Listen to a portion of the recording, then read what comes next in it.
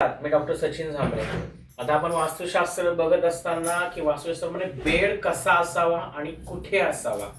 आता बघा हा बेड बघा असा केलाय, म्हणजे मोस्ट ऑफ काय करतात बेड पूर्ण रूम मध्ये पॅक करतात. पूर्ण रूम मध्ये बेड नसतं, कारण की प्रत्येक रूमचं पण वास्तुशास्त्र असतं. लक्षात ठेवा, प्रत्येक रूम मध्ये पण आग्नेय, ईशान्य, आता ही पूर्व दिशा आहे, मी तोंड करून प्रत्येक दिशेमध्ये 4 दिशा येत असतात. लक्ष, प्रत्येक रूम मध्ये.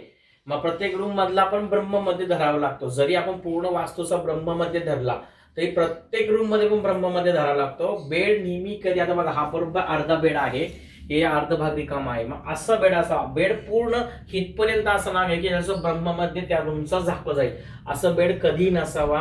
आणि बेड मध्ये अजून काळजी घ्यायची. आता हा बेड बघा तुम्ही भिंतीला टच आहे, शक्यतो असे भिंतीला टच असलेले बेड शक्यतो घेऊ नये. भिंतीच्या वरती म्हणजे जे पाय असतात की थोडं एक 2-4 इंच तरी जागा पाहिजे खाली. हे असे पॅक कधीही बेड नसावेत.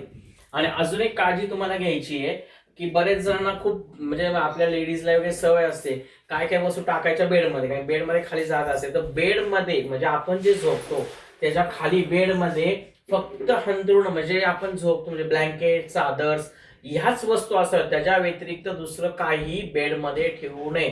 ना भांडी ना काही ठेवू नका. त्याचा विपरीत परिणाम होतो, निगेटिव्ह एनर्जी होते आणि ज्या त्या बेडवरती जे झोपतात त्यांना त्याचा त्रास होतो. त्यामुळे शक्यतो कधी बेड हा असाच असावा, बेड पूर्ण नसावा, ब्रह्ममध्ये रिकामा असावं. तुम्हीच विचार करा, ज्यांच्या घरामध्ये बेड पूर्ण रूम मध्ये आहे त्या बेडवर जे झोपतील त्यांच्या पोटामध्ये 100% त्रास होणार, म्हणजे होणार त्यांच्या पोटाला.